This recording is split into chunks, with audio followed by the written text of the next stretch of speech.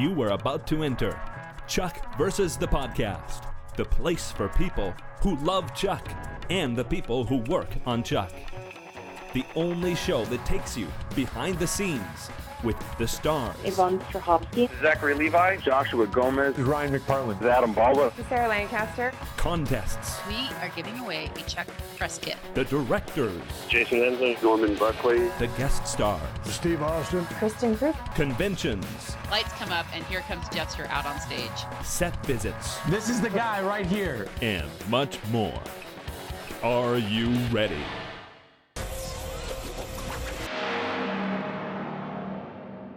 This is Gray.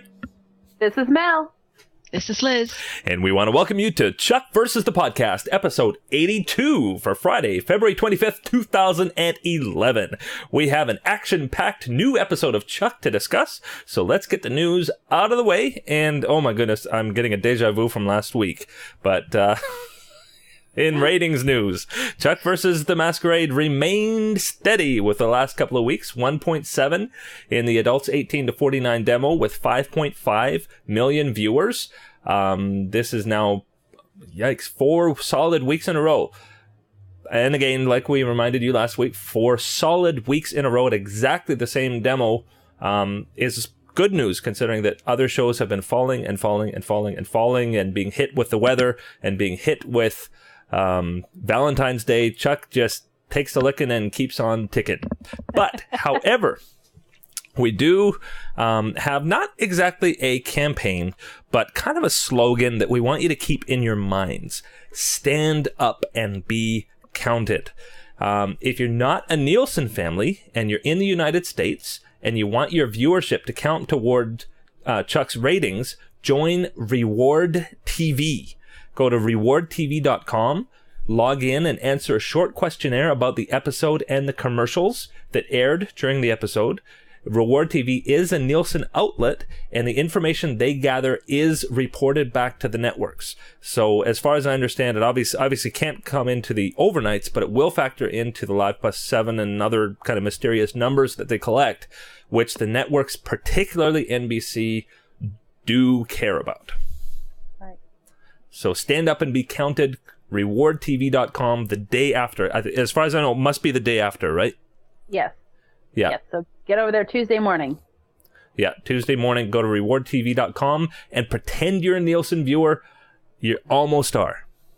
That's right. You're important. Yeah. Yeah.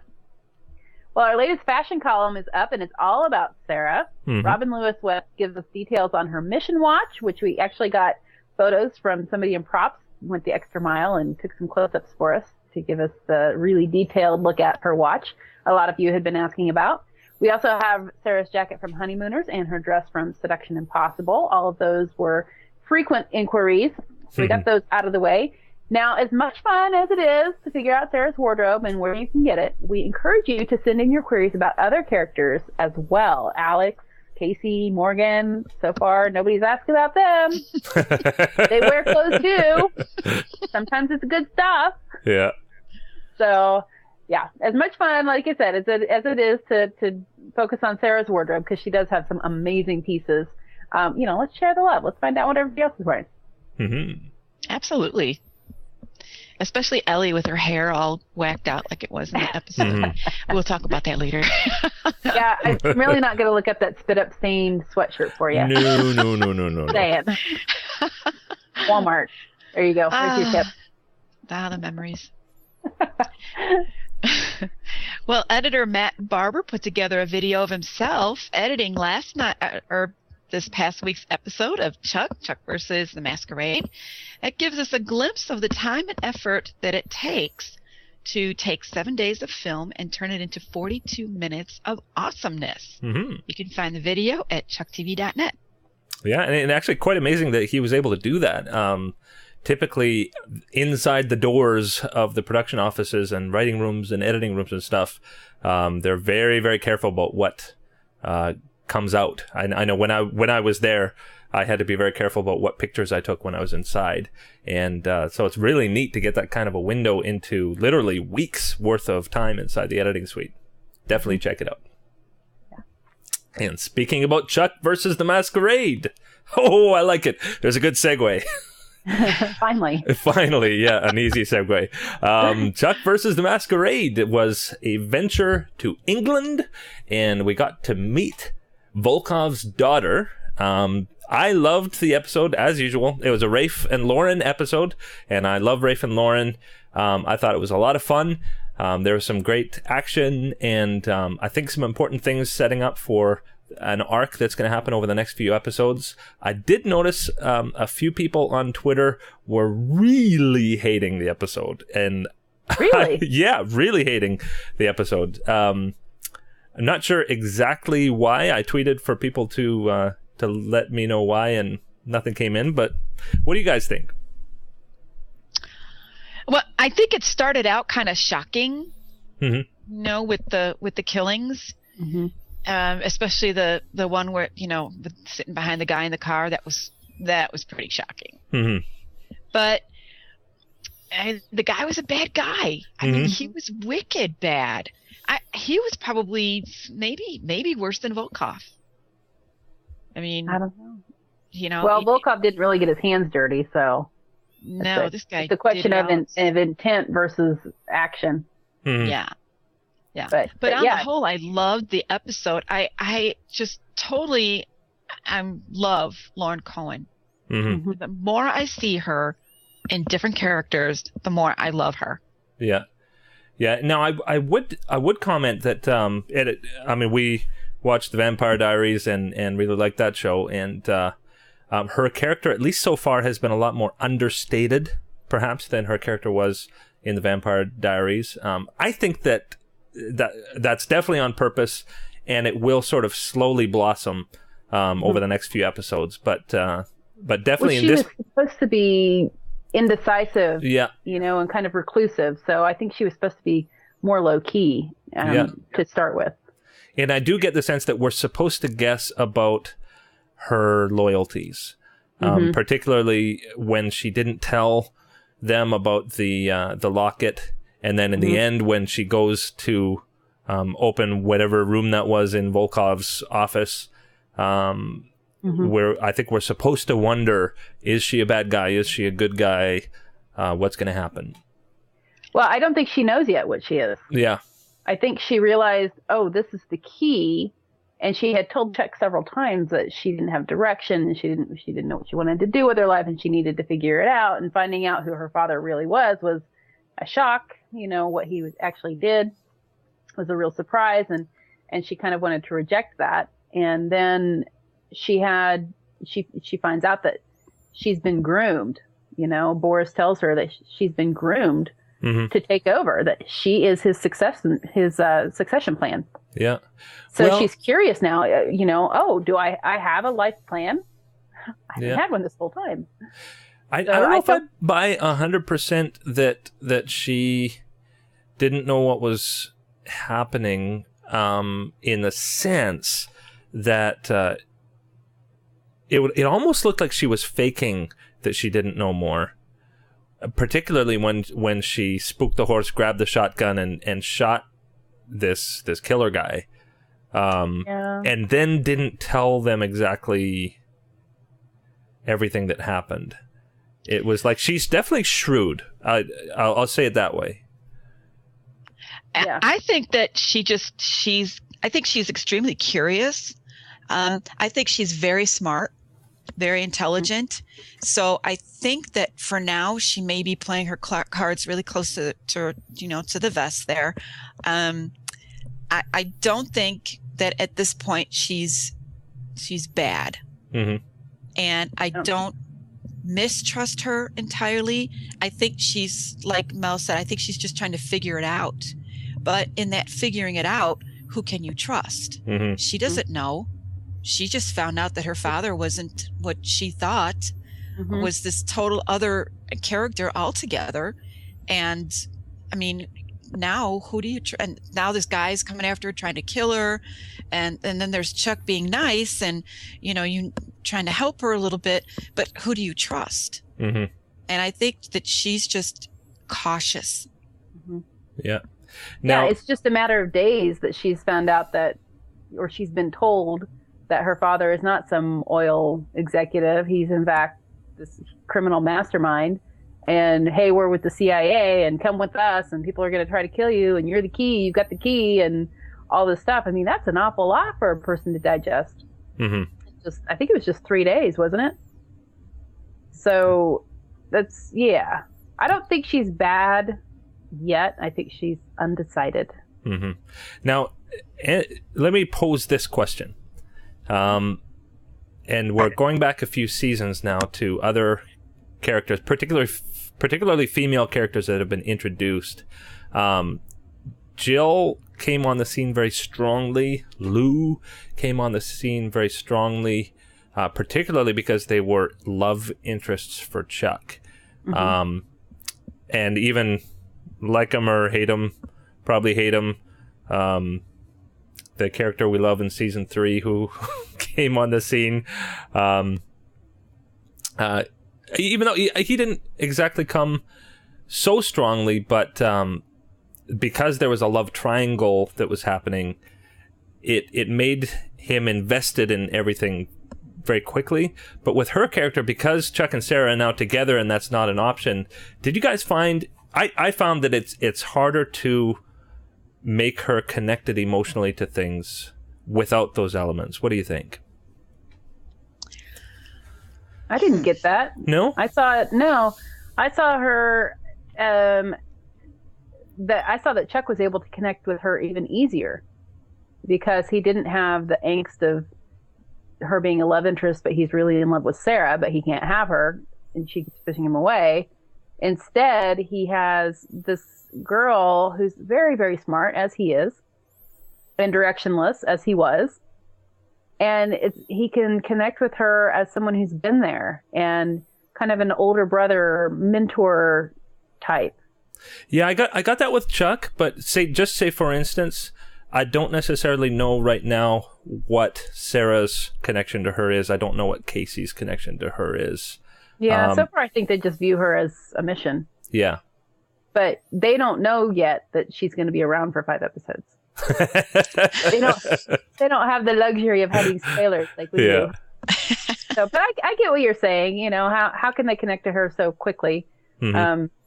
Or will they be able to? And I guess we'll have to wait and see. So mm-hmm. far, she's been around for an episode, and I think Chuck's connected to her sort of on the level that he did with Manoush. Mm-hmm.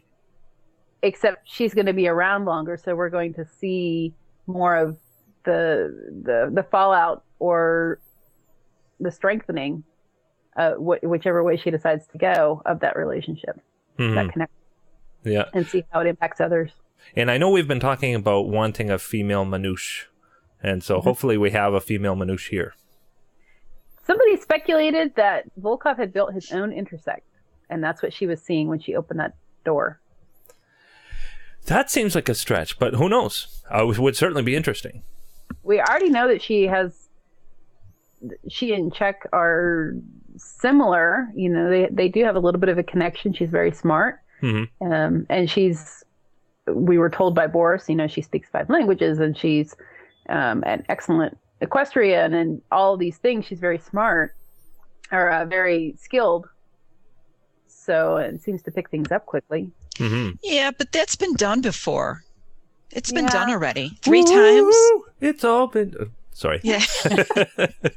Okay. He's a little loopy. He's kind of tired. Yeah. I just think doing this a 3rd time, going down this road a 3rd time would be a mistake. Yeah. Mm-hmm. It'd be too predictable, I think. I know I would probably find it a little ho-hum. Really? Mm-hmm. Honestly, I would find it ho-hum. I hope it's something more. I hope it's something bigger. Mm-hmm. It's got to be something bigger. I mean, if this is going to be something that could take us into a season 5, I really hope it's something that's going to really challenge Chuck mm-hmm. and the team. Mm-hmm. Or maybe it's something that, you know, with the road that Casey might go down, that he's maybe it could be something that a pulling together of two strong teams are going to have to, it's going to have to be something that they're going to have to collaborate on or come together on to be able to defeat this big, huge thing that Volkoff has created, whatever it is. But I just hope it's not another intersect. Yeah. I like that, though, pulling together Team Barkowski and the A-Team, Casey's new team, putting those together to defeat Volkoff. I like that idea. Yeah. I mean, it does make you wonder what on earth, other than that, could be the reason for pulling Casey away to that other team. Mm-hmm. Well, I think the answer is what Robin Givens' character, what is her name? I'm sorry. Jane Bentley. Okay. I think that it was the reason that she gave him. He's been reduced. He's a sharpshooter. He was trained for better things. Mm-hmm. He was made for better things, and he's reduced to a bartender, babysitting or, kind of back. Well, he got to do some sharpshooting in this episode. Did a lot. Man, he had quite the body count. Yeah. He did, but I think that was on purpose. I think that was on purpose. To remind us in him. Yeah, of what they basically took us back to Casey in the first season, the first few episodes. Yeah, and somebody was saying on Twitter that their only beef with the episode was that, or it might have been an email. I think it was an email that we got. Their only beef with the episode was that none of those guys fired a single shot against him. Yeah, they did. I mean, I'd have to go back and rewatch it, but I think the point was that he was a far distance away from them. You didn't necessarily get that because we saw close-ups of everybody, but I think the idea that we were supposed to get is that the only reason he could is because he's a sharpshooter. Yeah, that's a good point, but I didn't get that, though. It seemed like he was in the same, he was equidistant to Sarah as these other guys were. So. Mm-hmm. But I think you're right. He was farther away. We saw that in some of the long shots when she was riding. Yeah. Up to them. So. Yeah. Yeah, that could have been done a little bit better. Made a little clearer. But it was nice to be reminded for him and for his character and for us, the viewers, what he's capable of. Although we just saw him in Seduction Impossible holding up a wall and shooting the female militia through a wall. So, we know you're a badass, Casey. I promise. We know. Yeah, but Casey, he's a soldier. Mm-hmm. He's a soldier, and he needs, Chuck and Sarah have each other now, and if there's no mission, they've got other things they're doing. Now they're planning a wedding. And then there's Morgan and there's Ellie and the new baby. So there's always something going on. But for Casey, it's just a mission. Mm-hmm. So there's Alex. There's Alex, but but Alex is with Morgan. Yeah. So, and really, I think he's pretty secure in their relationship. I think they're both secure in their relationship as it is right now. So I think for Casey, I think he's going to go down that road. I think he's going to go, join the A-Team. And I think he wants to. I think he's ready. His only real objection was that he wasn't going to leave Burbank. I mean, flat out, he wasn't leaving Burbank, and we know why. And she obviously knew that as well and said, well, your mission's here. Mm-hmm.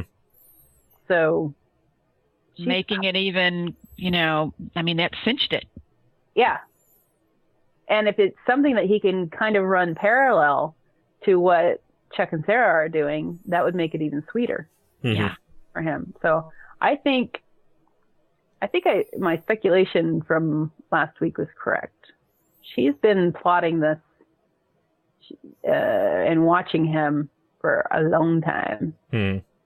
And setting things into place and figuring out exactly what parameters the mission had to have for him to accept it. Mm-hmm. The question is, why does she want him so badly? Well, maybe it's a dream team. And if it is a dream team, I'm wondering who all the other members of the dream team are that perhaps have just as desirable skills as Casey's sharpshooting. Mm-hmm. Well, If you saw our spoilers last week, you know who the other two members are. So. I know, but in terms of their function. Yeah, what in they the story. do. Yeah. Well, let's talk a little bit about the original title of this episode was Chuck versus the First Mate. Which of course would be Chewbacca to Han Solo. Yeah. I loved it. We had some really poignant and very, very sweet moments between Chuck and Morgan as they sort of relinquished their childhood. You know, they're still going to be friends. Of course they are, just because Morgan's moving out. I mean, he's only lived there for about a year, so that's not the end of a friendship, but it is, as they said, it's the end of an era. You know, and that's sad. Yeah. It was. I hate when eras come to an end. I do, and it's so sad. And you know, all you want to do is recall all the times that made up that era. And I don't know. It was a sad moment, necessary, because in reality, Morgan cannot stay with Chuck and Sarah. You know. That hilarious Valentine's Day sequence. Oh my goodness. With what on earth were they doing?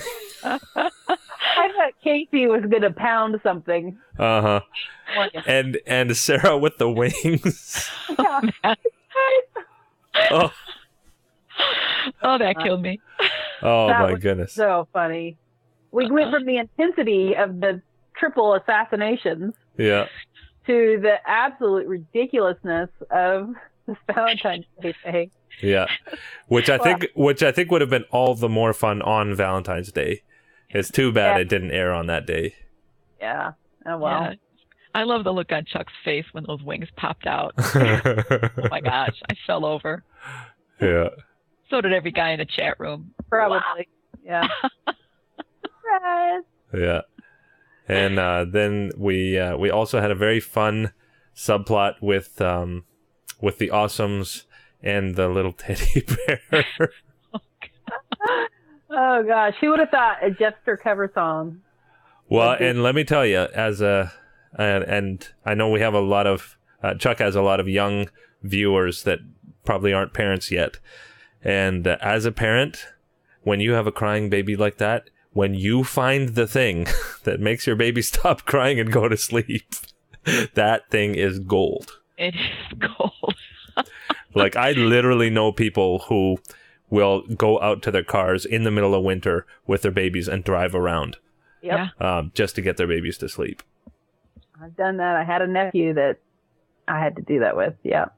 Yeah. So it's just really funny that it was a Jeffster song, considering when she was born, they were playing over the PA to ensure that she had quality music coming as she can.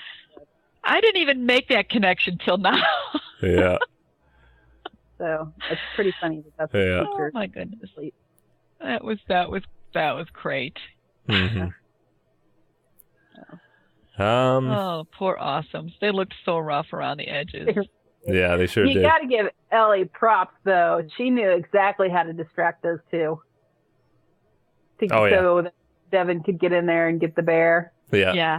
She is a clever woman, that Ellie, even when she hasn't slept. Yeah. Oh my. And it was neat to go equestrian. I have to say, there's some neat kind of. I love that chase. I loved Chuck's gymnastics and jumping off the horse and that kind of thing. Just very different feeling stunts than ones that we've had before. Yeah.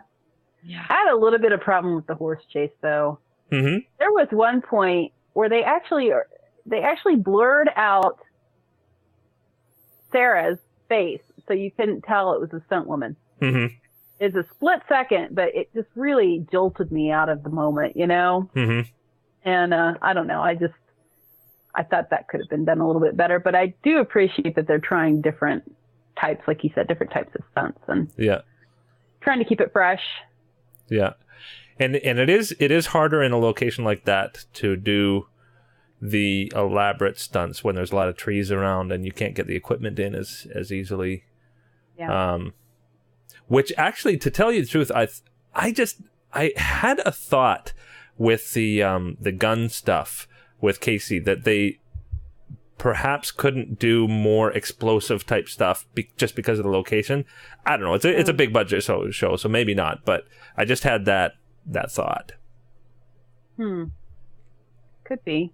It could be that wherever they were, they didn't want them blowing up pieces of their turf. Yeah. Cool. Yeah. So there was another subplot that I was going to mention, and now I can't remember what it was. Oh, the Sarah and Morgan scene with toys. Oh my gosh. That was actually... Let's play with those, Morgan. Yeah. No! How cute was she? It was very cute. And boy, the way that Morgan's growing up in the last few episodes. I think Alex is making him a better man. Yeah.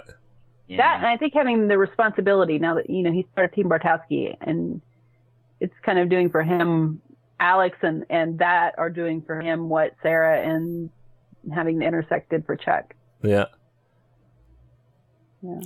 Yeah, I can't, I actually found myself doing a comparison to Morgan, Anna.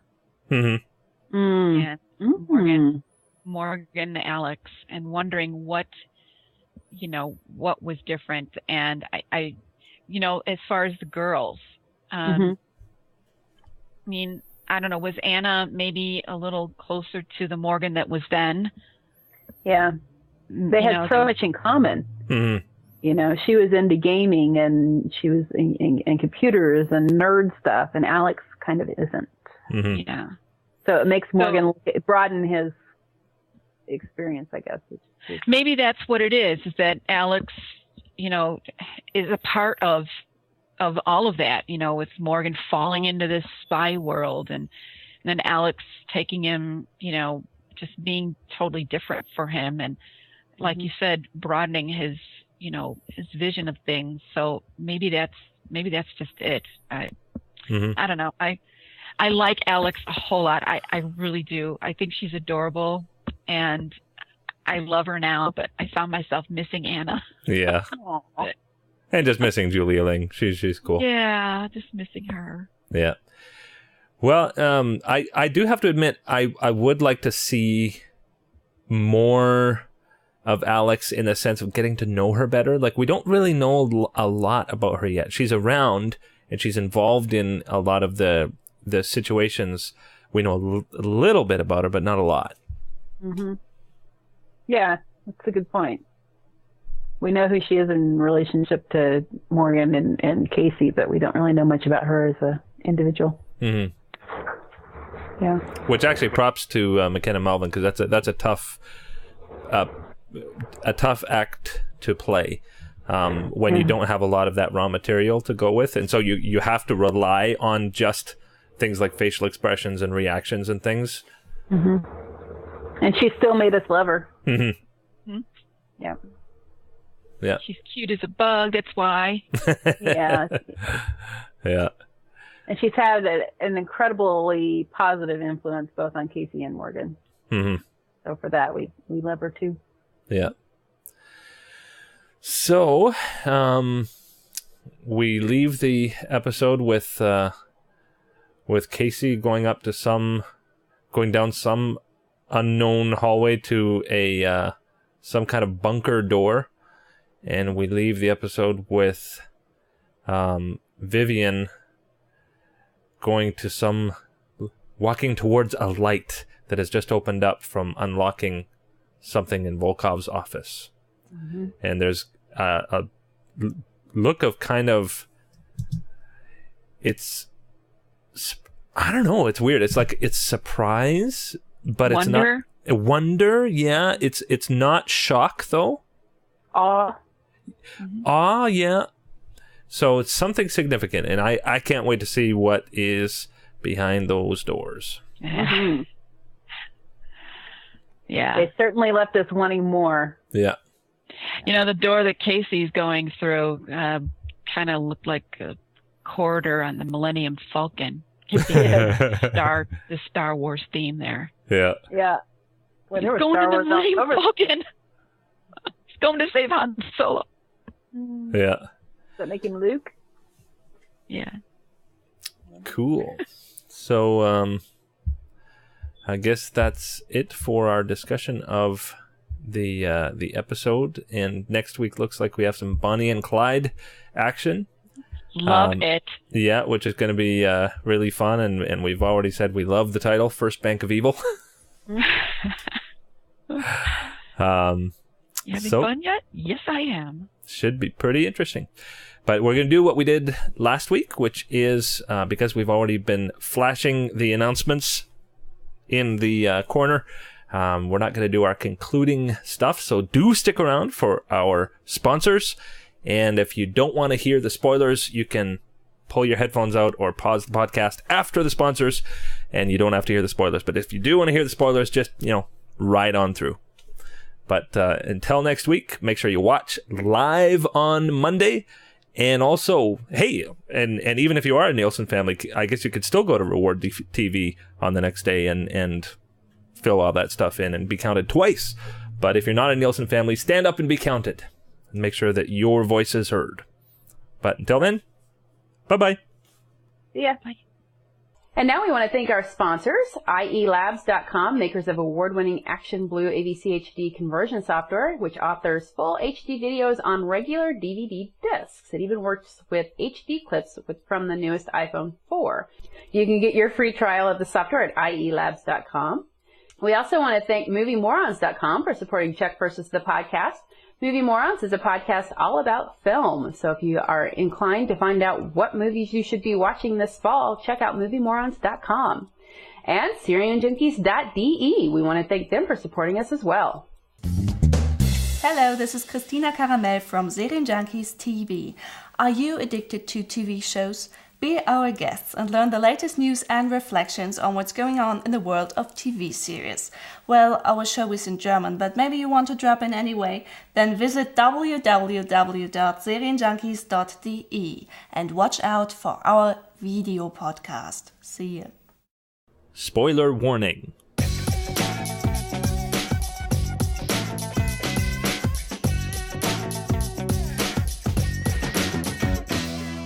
And we're back with the spoilers. Mel, what have we got for us? We only have one spoiler for this week, and it is the official synopsis for episode 417, Chuck versus the First Bank of Evil. Evil. That airs on Monday, February 28th.